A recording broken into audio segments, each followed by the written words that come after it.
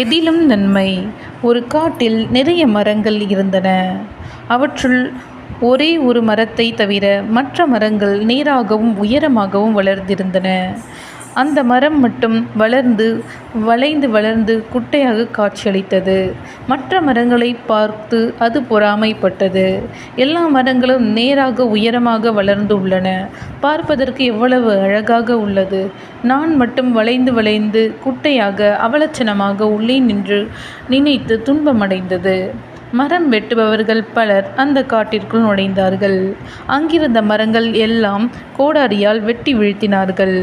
நேராக நெடிந்து வளர்ந்திருந்த மரங்கள் அனைத்தும் சாய்ந்தன. வளைந்திருந்த அந்த மரத்தின் அருகே வந்தான் ஒருவன். இந்த மரம் நமக்கு பயன்படாது.